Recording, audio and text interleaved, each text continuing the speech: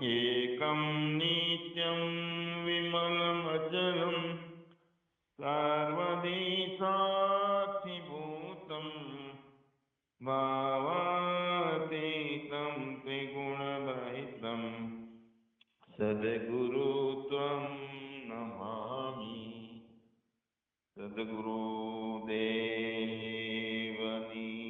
જય।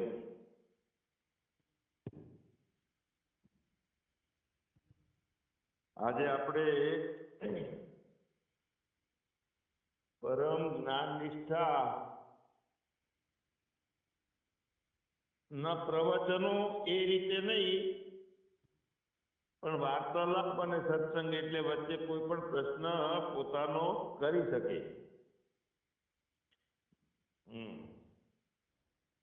અને શાસ્ત્ર જોડે રાખીને આપણે એનો ઉકેલ પોતાની સમજદારીથી ઉકેલ, એટલે સંશય નિવારણ અને ભ્રાંતિ નિવારણ, એના માટેનો મસ્ત આપણે વાર્તાલાપ જ લઈએ બધા। તો હવે આની અંદર પ્રથમ પ્રશ્ન મને એવી ઈચ્છા થાય છે, હું શબ્દનો અર્થ આપણને દરેકને પોતે જ પોતાને જે પ્રમાણે હું માન્યો હોય એ પ્રમાણે અર્થ થાય છે। અહમ, હું, તો પોતે પોતાને જે રૂપમાં હું નક્કી કર્યો હોય એ રૂપમાં એનો અર્થ થાય છે આપણને। દરેક પોતાનો હું પોતાનો હું પોતાનો હું એમ બોલે છે, પણ હું સમજવાનું કઈ રીતે? તો સમજવાનું પોતાનો જે નજરિયો દ્રષ્ટિકોણ ને જે માન્યતા બની જાય છે એના આધારે આપણે હું આમ હું આવો એમ સમજીએ।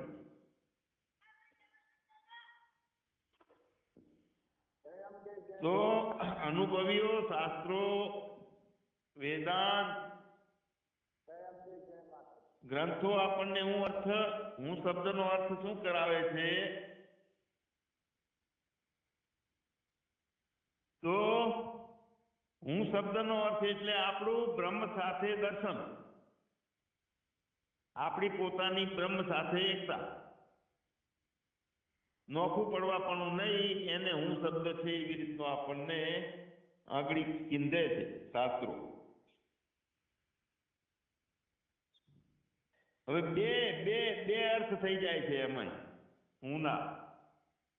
એક બ્રહ્મ સાથેનું દર્શન એટલે કે બ્રહ્મ સાથેનું હોવું, અભિન્ન હોવું ચેતનથી એવો હું, અને બીજો આભાસ સાથેનો જોડાણ થઈ ગયેલો હું। બે પ્રકારના હું થયા છે। એટલે જેણે બ્રહ્મ સાથે ચેતન સાથેની એકતા કરી અને હું માન્યો છે એ મૌન છે, એ જ્ઞાનમાં રહે છે, એ નિષ્ઠામાં રહે છે, અને એને જગત આખું ઉડી ગયું વચ્ચે ખરી પડી। પણ આભાસ સાથેનો હું જે છે એ હું બની ગયો છે, તો એની હુંનું બનવાનું પાછળનું રો મટીરિયલમાં અજ્ઞાન સાથેનું,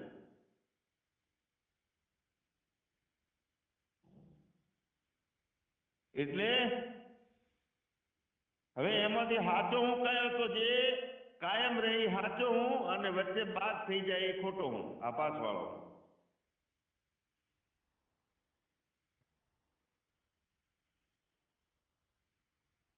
કાયમ એકતા બ્રહ્મ સાથેની રે ચેતન છું, તો એનો અનુભવ કેવી રીતનો? તો એનો અનુભવ તો કુટસ્થને થાય છે, આપણને થાય છે। જ્ઞાની અને અસંગી જે છે કે જગત બાપ થઈ ગયેલું છે અને છતાં ભાન છે, એને કુટસ્થ કહેવાય।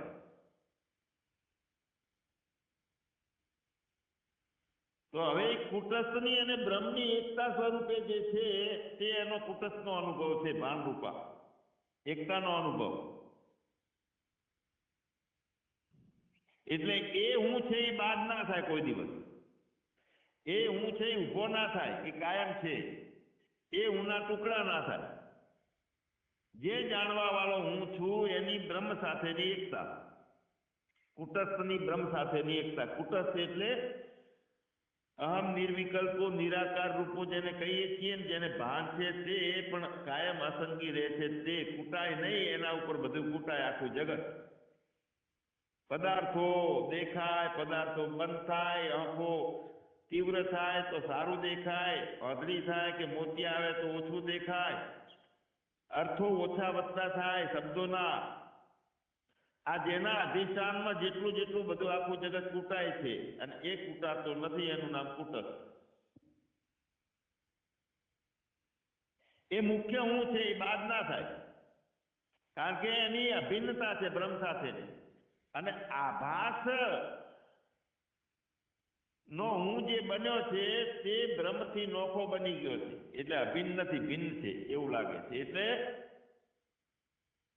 મુખ્ય હું છે એ બાદ ના થાય અને પોતે બ્રહ્મથી નોખો છે એવું માની અને વ્યક્તિત્વનું સામ્રાજ્ય ઊભું કર્યું છે કે હું આવો છું, હું આ છું, હું આ નથી, મારે આમ છે, મારે આમ નથી. આ બધું કરનારો જે હું છે એ બાદ થઈ જાય છે જ્ઞાન કાળે. તો હું એટલે અસલમાં હું એટલે કે અહમ નિર્વિકલ્પો નિરાકાર રૂપો, એટલે અસંગીપણાની આખી મોટી આકાશથી મોટી ચાદર કે જ્યાં હોયની અણી પણ ઘૂસી શકતી નથી અને બીજું કાંઈ છે નહીં. એમ પોતાના આભાસ સાથેમાં જ્યારે અંતઃકરણ એવો અનુભવ કરવા જાય છે કે હું તો નિર્વિકલ્પ નિરાકાર ચાદર છું અને કાયમ બની ગઈ છે એવી ભૂમિકા, પછી એમાં બુદ્ધિ ખતમ થઈ ગયેલી હોય. કારણ કે પરિચિંતા છોડી અને અપરિચિન એટલે એકતા કરી નાખે છે બ્રહ્મ સાથે.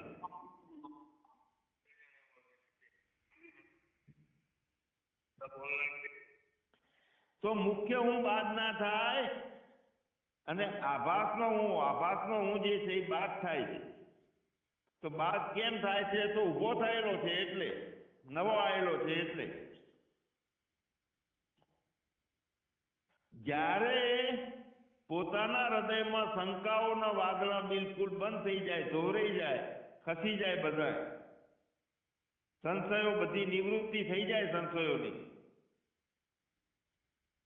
તો હું બ્રહ્મ છું તે જ્ઞાન આભાસને થાય છે.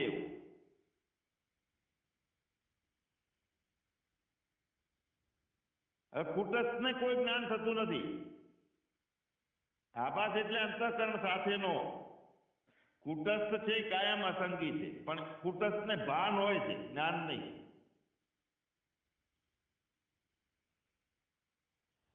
તો કુટસ્થને શું થાય છે કે હું તો એનો ચેતન એવો ને એવો હુંનો અર્થ એને હોય છે ભાનમાં કે હું આ બધું મિથ્યા છે ને એ હું નથી, હું બ્રહ્મ છું એનું જ્ઞાન એ આભાસને થાય છે.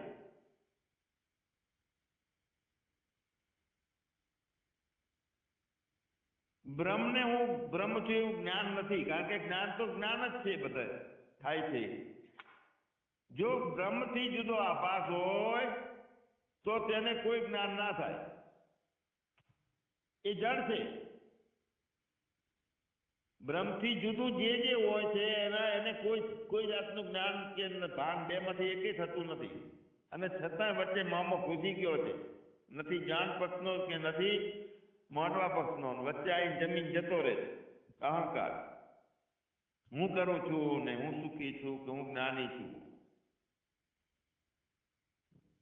એટલે આભાસને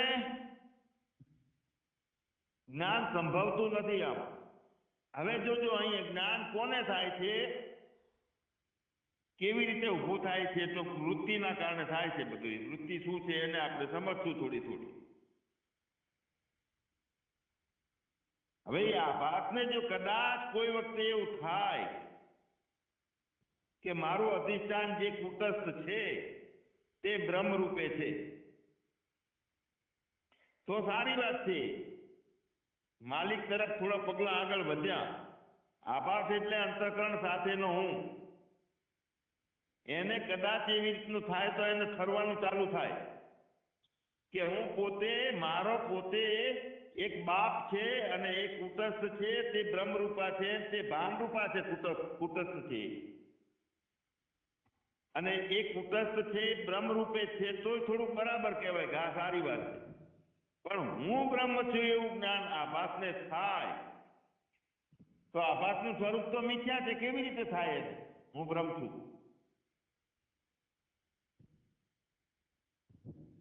હવે વાસ્તવિકતામાં હુંનું સ્વરૂપ જે છે એ જ મુખ્ય સત્ય છે. હુંનું મૂળ સ્વરૂપ છે એ સત્ય છે, પણ હું બ્રહ્મ છું એવું જ્ઞાન જ્યાં થતું હોય તો એ આભાસને થાય છે ને આભાસ પોતે મિથ્યા છે.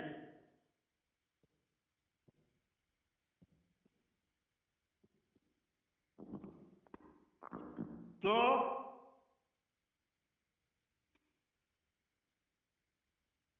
એનાથી નોખું પાડી અને બ્રહ્મ નોખો છે અને તેનું આભાસ રૂપે જ્ઞાન પણ મિથ્યા છે.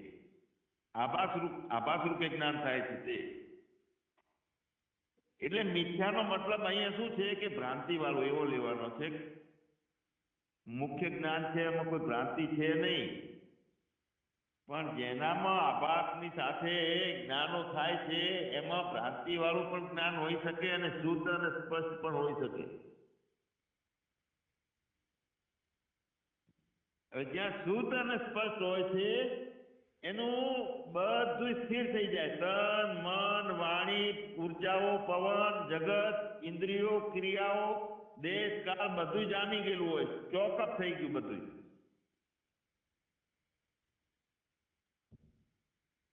પણ જ્યાં અસ્પષ્ટ જ્ઞાન હોય છે, ભ્રાંતિ વાળું જ્ઞાન હોય છે, તો એ પ્રમાતા એમને એમ રામલીલા રમે છે, જ્ઞાનીની ને જ્ઞાનીની બધું બનીને. એટલે શું હોય છે કે એમાં માન્યતાઓ ભરાયેલી હોય અને ભ્રાંતિ રહિતનો જે હું સદોદી સ્વયંભૂ છે, ઉત્પન્ન થયો નથી, સ્વયંભૂ છે અને એનો નાશ થતો નથી કે બાદ થતો નથી, એવા હુંમાં કોઈ માન્યતાઓ છે જ નહીં, કોઈ પરિચિંતાઓ નથી, કોઈ જગત નથી, કોઈ વૃત્તિઓ નથી. ત્યાં તો બધું જામીન બંધ થઈ ગયું, ચોકઅપ થઈ ગયું આખું જગત. એટલે અવિરિત અખંડ એક રસ, એક ચાદર, ના કુછ હે ના કુછ હુઆ ના હોવન હાર તરીકેની એક પોતાની અનુભવની ચાદર બની જાય કે જ્યાં એક હોયની અણી પણ બેસી શકતી નથી. તો વૃત્તિઓની તો વાત જ ક્યાં રહી? માન્યતામાં જ્ઞાન થાય તે જીવનનું રિઝલ્ટ આપે. આમથી આમ જીવનને ગતિ મળી છે, જીવનનો આનંદ મળ્યો છે, જીવનમાં આટલું મેળવી લીધું છે, આટલી પ્રસન્નતા આવી ગઈ છે,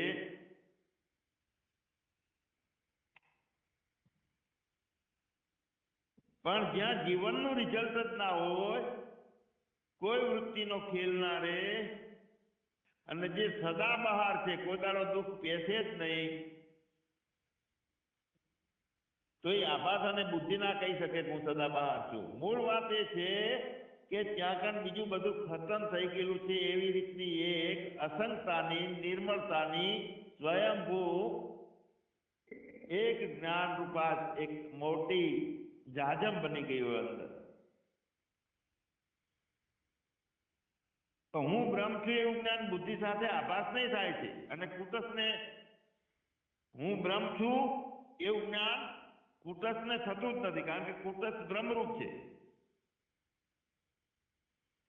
તો તે જેને હું બ્રહ્મ છું એવું જ્ઞાન બુદ્ધિ સાથેના આભાસને થાય છે, તે આભાસ કુટસ્થને અને પોતાના સ્વરૂપને બંનેને પોતાનો આત્મા જાણે છે. ભેળસેળમાં હું છું એને પોતાનો આત્મા અંદર પ્રમાતા છે એને આત્મા જાણે છે, અને કુટસ્થ અસંગી થાય છે એને આત્મા જાણે છે. એટલે ઘડીક અસંગતામાં જાય છે, ઘડીક પરિચિંતામાં આવે છે. તો આ રમત તો ચાલુ રહેવાની છે વૃત્તિના ખેલોના આધારે, પણ અંદર એક ચાદર બની ગઈ. અહમ નિર્વિકલ્પો નિરાકારો રૂપો મેરે અપને સિવા કુછ નાહી, એવો અનુભવ સાક્ષાત, બીજું કાંઈ જ નથી એવો અનુભવ.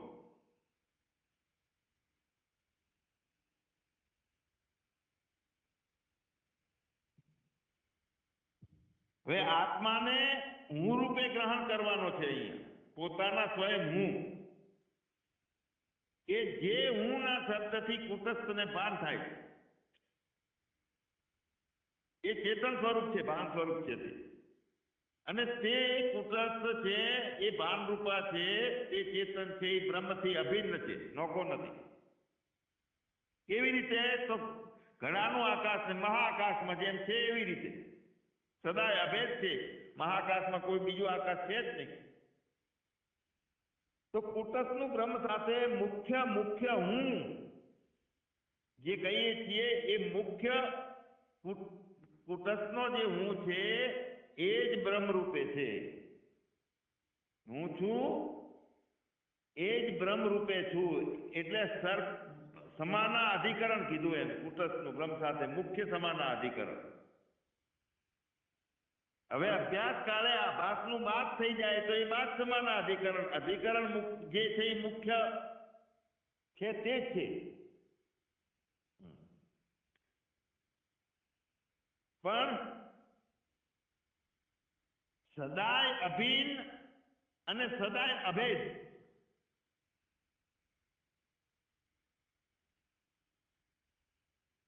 તો એવો હું ઘટાકાશ અને મહાકાશની જેમ આકાશ છે સદાય અભિન્ન અને સદાય અભેદ છે. એટલે ઘટાકાશનો અર્થ અને મહાકાશનો અર્થ રૂપે એક રહે છે. આકાશ મીણબત્તીની જ્યોતિ અને સૂર્યની જ્યોતિ રૂપે જ્યોતિ, બાકી નાના મોટાના ભેદ નહીં એમાં.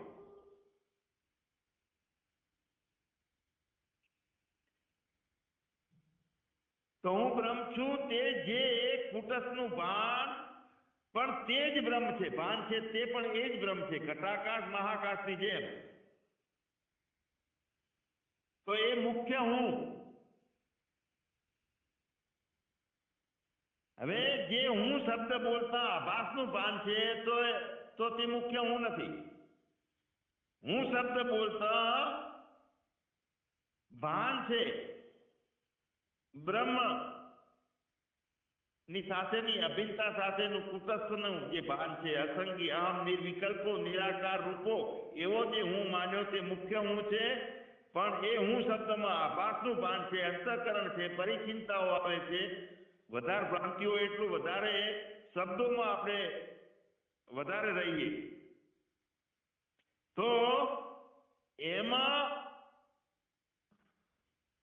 પોતાના સ્વરૂપનો જે માનેલા સ્વરૂપનો બાદ કરીને જે મુખ્ય હું રે, જેમ પોતાનું મોઢું અને સામે દર્પણમાં પ્રતિબિંબ, તો એમાં બાદ કરીને અભેદતા જે રે પોતાનું હોવું, મોઢું પોતાનું છે એ સત્ય. એટલે બાદ કરીને અભેદ આભાસનું બ્રહ્મની સાથે બાદ સમાના અધિકરણ છે. ભાન હુંથી કુટસ્થને થાય અને ભાન હુંથી પ્રમાતાને થાય. પ્રમાતા એટલે જીવાત્મા, કુટસ્થ એટલે છે અસંગી પોતાનો સ્વયંભૂ આત્મા. તો ભાન હુંથી કુટસ્થને થાય છે ને ભાન હુંથી પ્રમાતાને થાય છે. તેનું મુખ્ય હરખાપણું કયું છે કે હું છું એ હરખું. નોખું ચિત્ર વિચિત્ર ભાવો અંતઃકરણના આધીન થતા હોય તો તે નહીં. તો હું સમાના અધિકરણ છે, આભાસમાં થાય. સરખાપણું શું રહ્યું? મેરે અપને સિવા કુછ નહીં. તો પ્રમાતાનો હું બાદ થાય છે, બની ગયેલો 5.5 ફૂટનો હું બન્યો.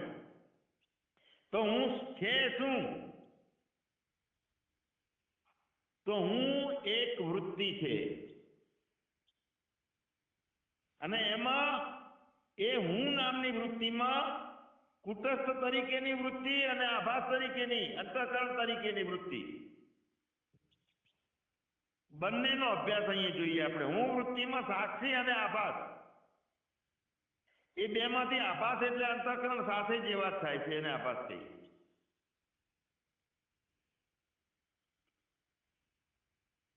તો તે આભાસ છે, અંતઃકરણ સાથેનો આભાસ, તે સાક્ષી ચેતનનો વિષય થઈને પ્રકાશિત થાય છે. મતલબ શું થયો? સાક્ષી ચેતનને એને ઢાંક્યું આવરણથી, અજ્ઞાનના આવરણથી. એટલે વિષય કર્યું કે નહીં, સાક્ષીને એને ટાર્ગેટ કર્યો કે નહીં, આભાસ વાળા હું એ હું જેટલો પહોંચ્યો છે એટલું સાક્ષીત્વ ગયું એ તો નથી જણાતું, ભ્રાંતિઓ વધી છે. તો વિષય કોણે કર્યો? આભાસ સાથેના અંતઃકરણમાંથી બની ગયેલો નોખો જે હું છે એને ચેતનને વિષય કર્યો. એને ગમો અણગમો કર્યો તો કોઈ માણસને વિષય કરે, વચ્ચેથી કાઢી નાખે કે આ માણસ નથી યોગ્ય, તો અંતઃકરણનો આભાસનો હું કરે. સાક્ષી જે હું છે એ વૃત્તિ છે, પણ સ્વયં પ્રકાશ વૃત્તિ છે. અને આભાસના અંતઃકરણની વૃત્તિ છે એ જગતના પદાર્થોને માન્ય કરી, સારા નબળાના ભાવોને માન્ય કરી અને પ્રમાતા તરીકેની વૃત્તિ છે પદાર્થોની. તો હવે જે ભાન થાય છે ને એ મુખ્ય રહેવું જોઈએ. ભાન થાય છે તો અવિદ્યાવાળા હું ને થાય છે તો એ નોખી જાતનું થાય છે, અને સ્વયં પોતાને સાક્ષીને થાય છે તે સ્થિરતાનું થાય છે.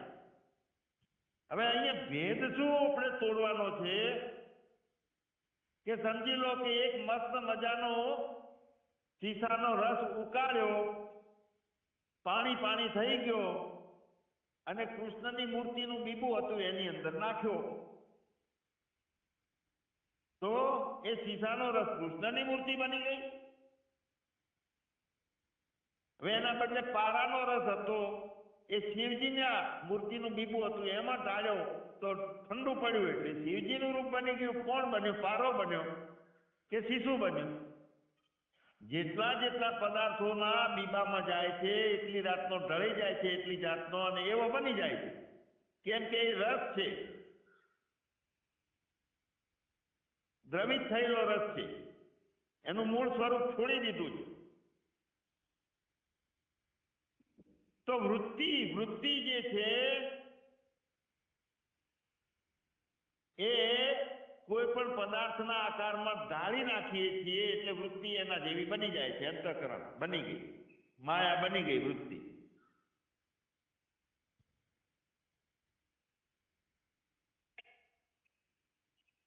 અંતઃકરણની વૃત્તિ બહાર જાય અને પદાર્થોનો આકાર થાય,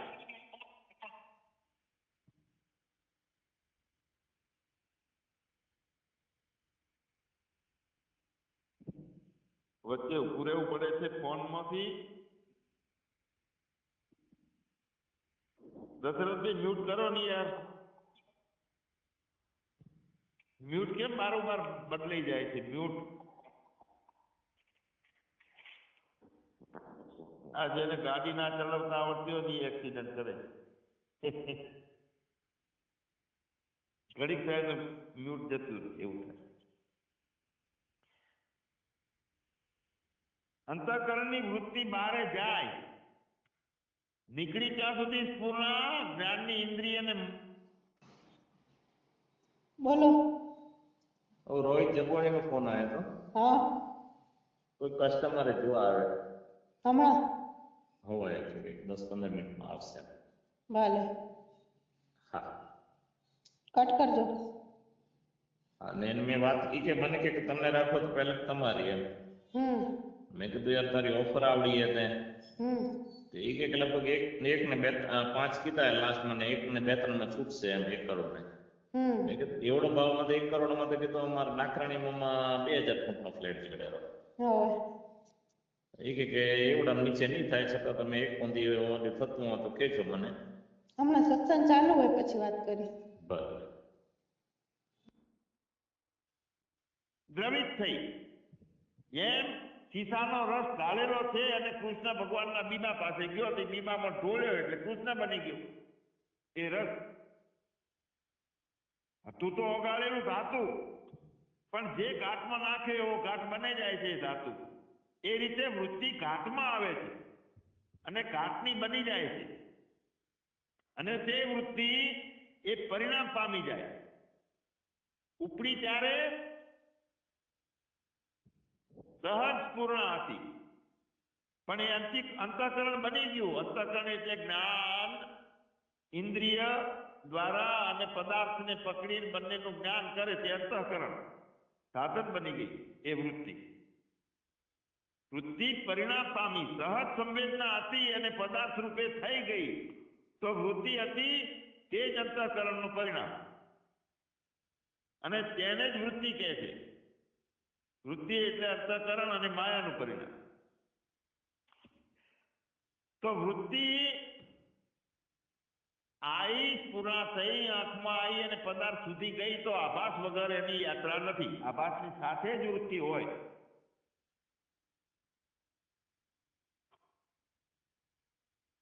તો અંતઃકરણ એ શુદ્ધ સત્વગુણનું કાર્ય છે અને આભાસથી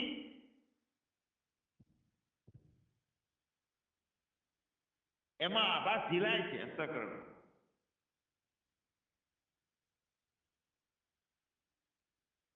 અને વૃત્તિ પણ શુદ્ધ અંતઃકરણનું કાર્ય છે, શુદ્ધ અંતઃકરણ.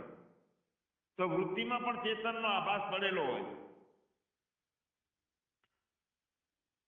વૃત્તિ ઉત્પન્ન થાય છે ત્યારે તે આભાસ વાળા અંતઃકરણમાંથી ઉત્પન્ન થાય છે વૃત્તિ. અને વૃત્તિ આભાસ સાથે જ હોય છે.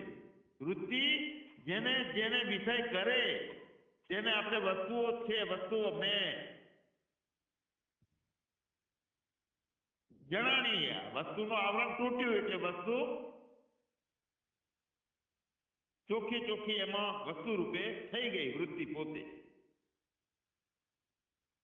તો વિષય અને વસ્તુ જે છે એ બધું તમોગુણનું કાર્ય છે. માટે તે મૂળમાંથી સ્વરૂપથી જડ છે. વસ્તુ જેટલી સામે ટેબલ પડ્યું છે તો મૂળમાંથી એ જડ છે સ્વરૂપથી, કારણ કે એ તમોગુણનું કાર્ય છે.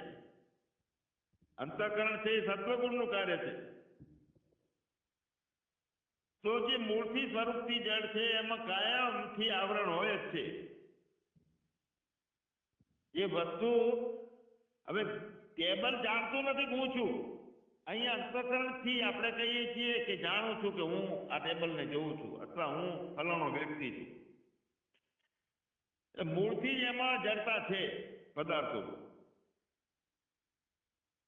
તો બધી વસ્તુઓની વાત લઈએ આપણે, જેમ ઘડો છે, ખુરશી છે, ખાટલો છે, ચોપડી છે, તો બધામાં અજ્ઞાન આવરણ હોય જ છે. તો આવરણ જે છે એ આવરણને વૃત્તિ તોડે છે, પદાર્થોના આવરણને. ભાલા રૂપે જેમ ભાલો વિંધી નાખે ને શરીરને, એમ આ વૃત્તિ છે એ પદાર્થના આવરણને વિંધી નાખે છે. અને તે અજ્ઞાન ચેતનથી દૂર થાય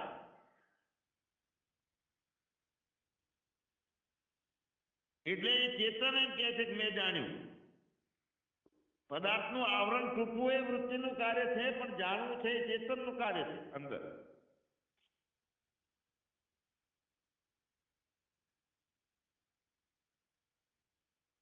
તો હવે એ વૃત્તિ અને જાણનાર બેનું તાદાત્મ્ય થઈ ગયેલું છે એટલે તો નવા નવા અધ્યાસો થાય છે, અધ્યારોપો થાય છે, અધ્યાસો થાય છે. જાણનાર છે અને વૃત્તિ ઊભી થયેલી છે તે આભાસની છે ને વૃત્તિ છે નોખી. તો બ્રહ્મજ્ઞાની માટે વૃત્તિ છે એ વિષય છે.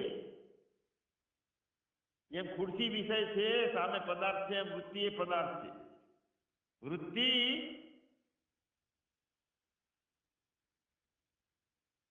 અને પોતે જાણનાર બંનેની ભિન્નતા થઈ જાય ત્યારે સાચો અભ્યાસ ચાલુ થાય કે જે આપણે ચેતન રૂપે અહમ નિર્વિકલ્પ નિરાકાર રૂપે એક અખંડ અવિકારી ચાદર હોવું બનતી નથી, એ બનવાનું ચાલુ થાય. અહીંયા વૃત્તિના આધારે આપણે કહીએ છીએ કે ભાઈ મારામાં ભ્રાંતિ છે, મારામાં પ્રારબ્ધ છે, હું અજ્ઞાની છું કે હું જ્ઞાની છું. તો જે છે એનો અભિમાની કોણ બન્યો? જે માની લીધું કે જે મનાય છે, જણાય છે, શબ્દોના અર્થ થાય છે, તો એનો અભિમાની કોણ બન્યો?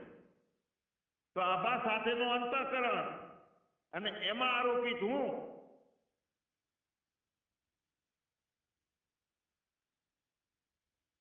આરોપિત હું બન્યો. તો આભાસ અને આભાસમાં આશ્રિત જે અજ્ઞાન છે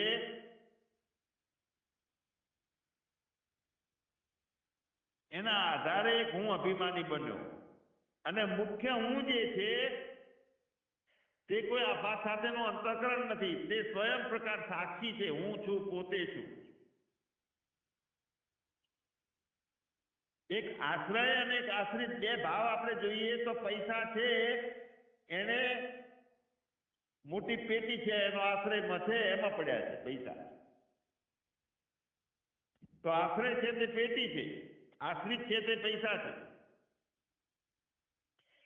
તો હું ધનવાન છું કે હું જ્ઞાનવાન છું કે હું ફલાણો છું, તો તે અભિમાન રૂપ આશ્રય એક અભિમાન રૂપ આશ્રય પુરુષ છે, તે પોતે પોતે જીવાત્મા છે. તો એ કોનામાં છે? મુખ્ય ચેતનમાં, કુટસ્થમાં છે હું.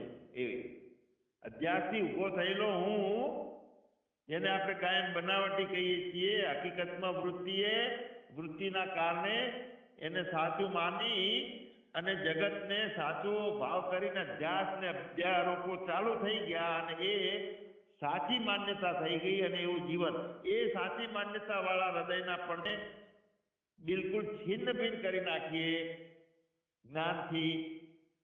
જ્યાં સુધી એ પડદો છે ત્યાં સુધી એ જ મુજબનું સંભળાશે, એ જ મુજબનું સમજાશે. બધું સમજણ એ જ મુજબની થશે, યથાર્થ સમજણ નથી આવતી.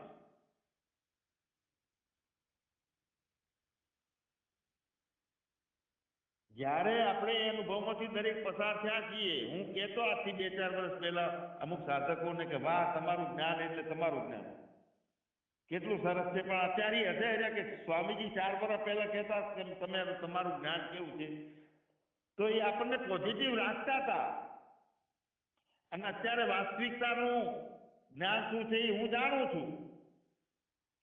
કેમ કે પ્રમાતાને સંશયમાં, ભ્રાંતિમાં, જાળમાં નાખી અને એને પોતાને બ્રહ્મથી નોખો ના થવા દેવો, આ જ્ઞાનીની સમજ.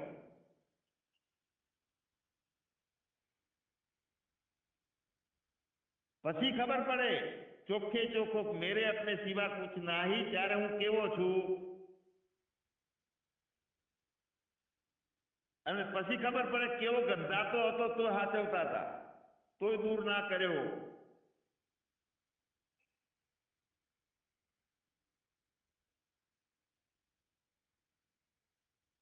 એટલું જે છે જ્ઞાન, પોતાની જે સમજ થઈ ગયેલી હોય છે એ જ મુજબની અંદર વૃત્તિઓ અને એ જ મુજબનું જગત જણાય છે અને એ જ રીતનો બ્રહ્મ પણ જણાય છે. જ્ઞાન એ પ્રમાણે જણાય છે પોતાની અવસ્થાના આધારે. સચ્ચિદાનંદ ભગવાન